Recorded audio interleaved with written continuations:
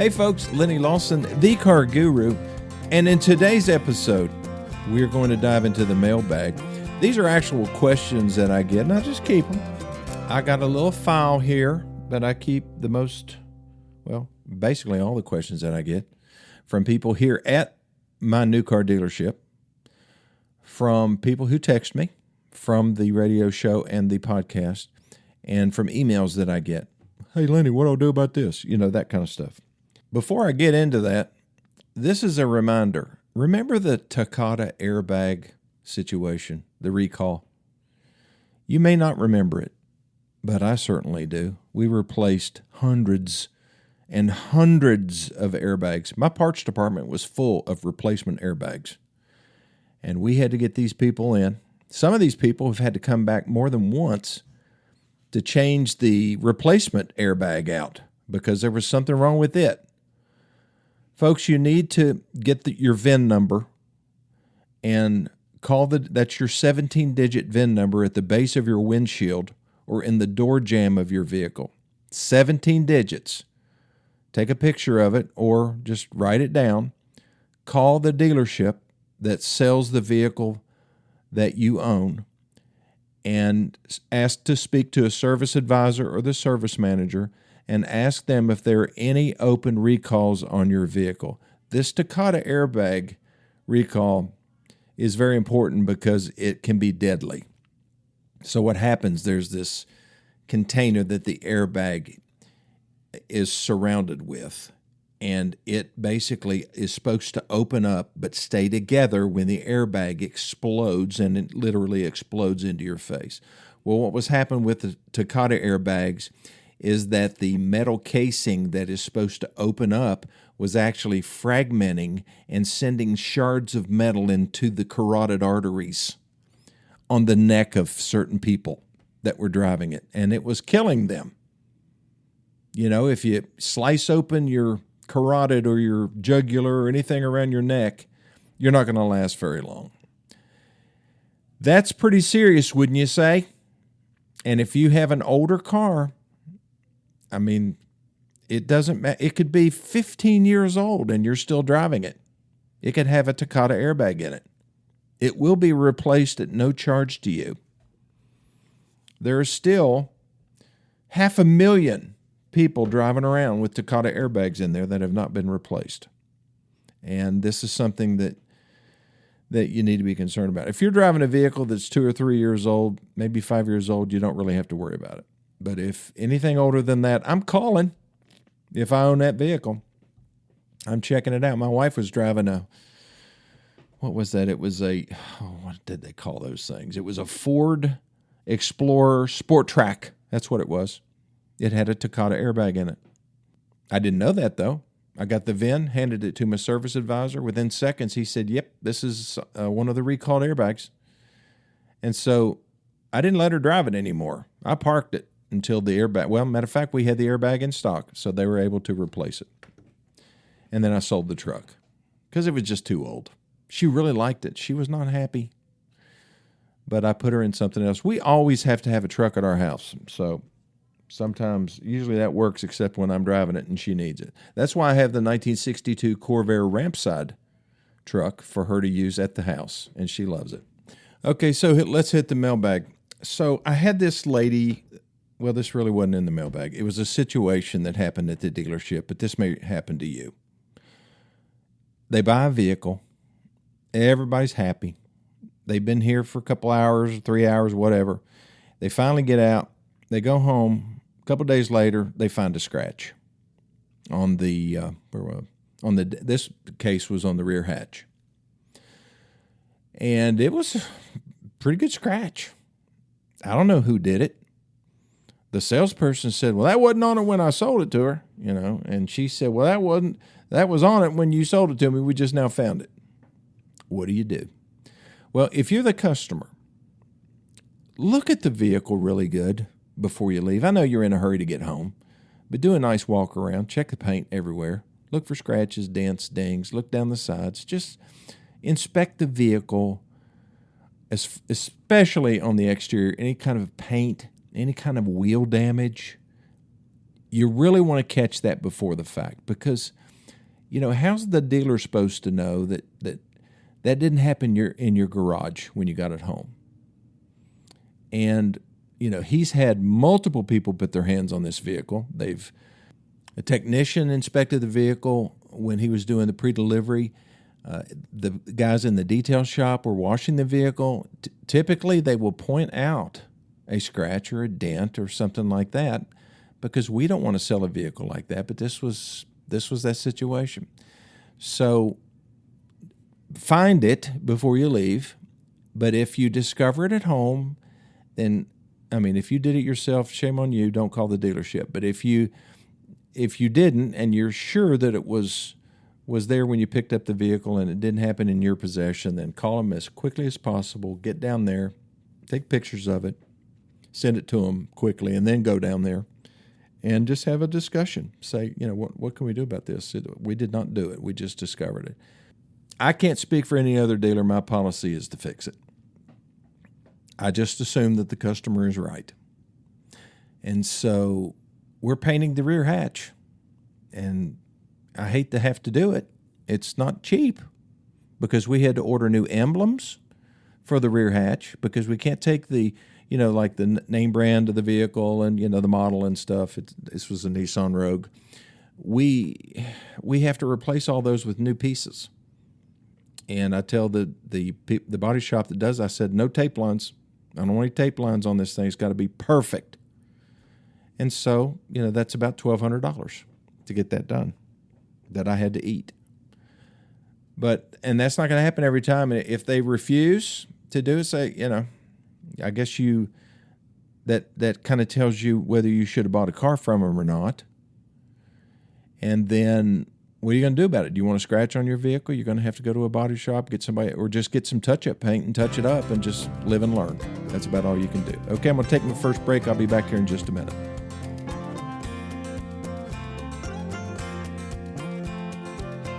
Okay, I am back. If you bought a new car and you drove it 1,000 miles and you were checking your oil, you know that it was full, because when you got it home, you just wanted to make sure to protect your engine, and you were on level ground and you pulled the dipstick and it's at the full mark. You drive it 1,000 miles and it's down a quart of oil. Are you going to be upset? I would be. And so is that acceptable to the manufacturer? If you go into a dealership and you ask them, many dealerships, if you ask them what is normal oil usage, they're going to say anywhere from 1,000 miles to 3,000 miles to use a quart of oil. Now, let me give you an idea of some of the brands and what they accept. Ford says that up to 1 quart per 3,000 miles is considered normal under many conditions. Of course, a lot of it has to do with how you drive the vehicle. General Motors says that 1 quart per 2,000 miles may be considered acceptable, depending on the engine and the usage. Nissan, 1 quart in 3,000 to 5,000 miles.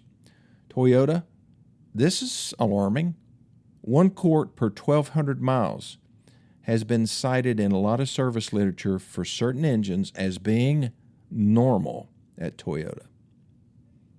That would make me not want to buy a Toyota. Honda, 1 quart per 1,000 miles. Another one. These are like high-quality brands. Well, if my car used a quart of oil on 1,000 miles, what would I do? Well, number one, I'd file a complaint with the manufacturer. I'd go on their hotline, and I'd say, this is not acceptable, regardless of what they said, and then I would probably be contacted by the dealership once the complaint hit them, and then we would go in and we'd do an oil consumption test. We change the oil, make sure it's at the full mark, drive it for 1,000 miles, come back, and then they would check to see how much it used. Quite frankly, if you're at a Honda store and it uses a quart in that 1,000 miles, they're going to say, normal. If you're at a Ford store, they're going to say, that's abnormal, and we need to do something. We need to go into this engine and see what's going on.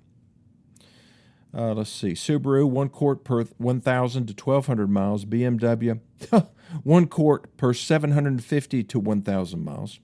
Mercedes, 1 quart per 1,000 miles. Volkswagen, 1 quart for 1,200 miles. So, in the real world, most healthy engines use far less oil than what they used to. A vehicle, I've driven vehicles 5,000 miles, and it's never budged off the full mark. If I take my vehicle in to get the oil changed, I'm going to ask them to please tell me if the oil was still at the full mark or how much it had used, because I'm going to check my oil once a month anyway. Do you do that? You should. Okay, let's move on with some other questions. Okay, this was kind of an interesting one. So this lady said that her steering wheel is way off center. Does that mean that her alignment is off?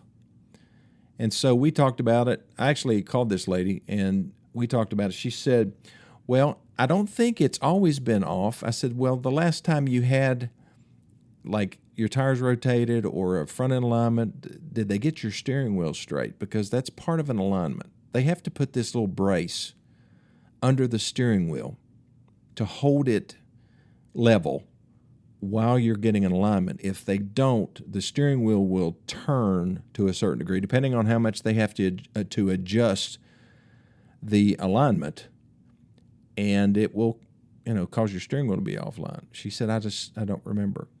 I said, well, one of the things you can do to get it straightened up is to take it to the dealership, tell them that your steering wheel is crooked. That just drives me nuts. I can't drive a car that the steering wheel is not level. Maybe a couple millimeters or maybe a centimeter. If it's leaning one way or the other, I can live with that for a while, but I want it straight. My 65 Corvair was way off. It was the steering wheel was supposed to be level, and it was like pointing. It was perpendicular. So we don't have the equipment at Gateway Ford to do an alignment on a vehicle with 14-inch tires or wheels, and so I had to take it to an old school alignment place, and they straightened it up. Not only was my vehicle out of alignment, but it had some worn-out bushings in the suspension, and I'm glad we caught that. And plus, my steering had gotten loose. Do you have a lot of play in your steering? Like when you move the wheel left or right, does it not affect the direction of the car? That's a problem, folks. You need to take care of that. It just makes the car not handle right. It's not as precise as it was, and it could indicate some of the suspension components are worn. So I told the lady to go get another alignment, make sure the steering wheel's straight, or request that the steering wheel be straight. If they didn't get it straight the last time and you have a repair order and you had the alignment done 6-8 months ago, then they should straighten the steering wheel for free. And they can do that. They have to put it back on the alignment rack, and they have to make some adjustments to get the steering wheel straight. That's on them. That's a comeback. But you should notice that when you have a front end alignment and just immediately turn around and say, hey, my steering wheel's crooked. Okay? All right. So I get this pretty often. How much pressure should I put in my tires? And I always say, well, folks, you don't go by what it says on the side of the tire. You go by what it says in the door jamb or in your owner's manual. Example, my 65 Corvair. I know this is an old example, but it applies to the question at hand. The tire pressure, recommended pressure cold on the tires is 32 pounds. In the owner's manual of the Corvair, you put 15 pounds in the front, 25 pounds in the rear. Your car won't be that dramatically low, but there may be a difference between front and rear. But, the important thing is not to go by what it says on the tires. Okay. So I get this one a lot. How long can you expect a car battery to last, Mr. Lawson? Well, that just depends on a lot of different factors. 3 to 5 years for most cars. What kills the battery is not really usage as much as heat. In short trips, there are some situations where you have a drain on your battery. Something is still active on your vehicle. One of the worst things you can do, folks, and with a modern car, is leave your keys in the car. I know you park it in your garage or you live out in the country and sometimes you leave your keys in your car, but what that does is that keeps the body control module in your vehicle active and it creates a draw. And if you do that enough, over time, it'll weaken your battery. So don't leave your keys in there. Most cars have a battery warning light when the voltage and the amperage falls too low. And so, you should have your battery tested like every oil change. Just when you get an oil change, say, will you test my battery for me to make sure, see how many cold cranking amps it still has? Because every battery comes new with so many cold cranking amps. It might be 300 or 600, whatever. The important thing is that it doesn't fall below 80% of that, because it gets a really cold night. You're out there in the parking lot after that Steely Dan concert, and your car won't start. Started fine when you left, but it won't start now. And that's what happens. They'll sneak up on you, especially on these modern cars. And what happens on modern vehicles is that if the voltage falls just a little bit, then the systems don't work like they're supposed to on the car, and you're going to get stranded. Not that the battery is so weak that it wouldn't start the car, it's just that the other systems won't fire up. And they're saying, no, we refuse to start. There's not enough voltage. So we're replacing a lot of batteries on vehicles that aren't that old. And, someday they're going to get away from these 12-volt batteries and they're going to go to 48-volt systems because the cars need it. They have too many electronic systems on them. And 12 volts just doesn't cut it anymore. Okay, let's talk brakes for just a second. I get this a lot. The mechanic is insisting that I replace my brake rotors. What's a rotor? And why do I have to replace it? It's very expensive. I said, well, the reason a mechanic would say that your rotors need to be replaced is because they are so badly warped, or they're just too thin and won't last if they put new brake pads on. Now, the braking system basically at the wheel is made up of a caliper, which the brake pads are mounted inside the caliper, and the caliper has these little pistons in it that when you push your brake pedal down, it squeezes those pads. What does it squeeze them onto? It squeezes them onto a spinning rotor. It looks like a flat metal dish. And basically that's what stops the car. When that caliper, which is stationary, squeezes that rotating rotor, that's what slows your car down. Well, if you use cheap brake pads, or if the brake pads get so worn that they wear down to the rivets that hold them onto this little backing plate on the pad, then those rivets dig into that rotor. So you've got metal on metal, and that makes grooves into the rotor. Well, when you get a brake job and a mechanic pulls off that caliper, pulls the pads out, looks at that rotor, and it's got all these grooves in it, he's going to go to the service advisor and say, these rotors need to be turned. They turn them on a lathe, and it makes them nice and smooth. And you'll be happy with the brake performance after they do that.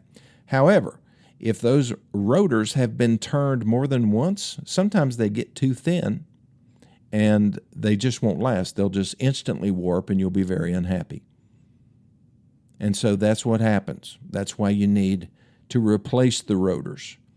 And that could cost anywhere from $150 per side to, if you're talking about an expensive car, it could be $750 per side.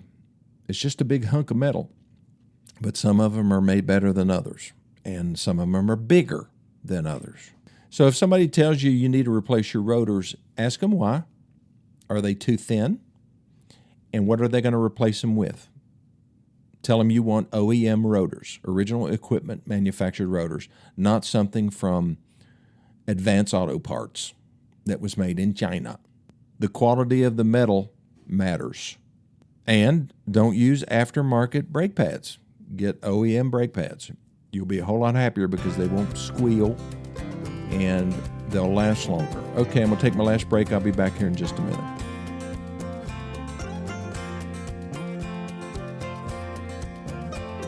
We don't take shortcuts on safety items like brakes.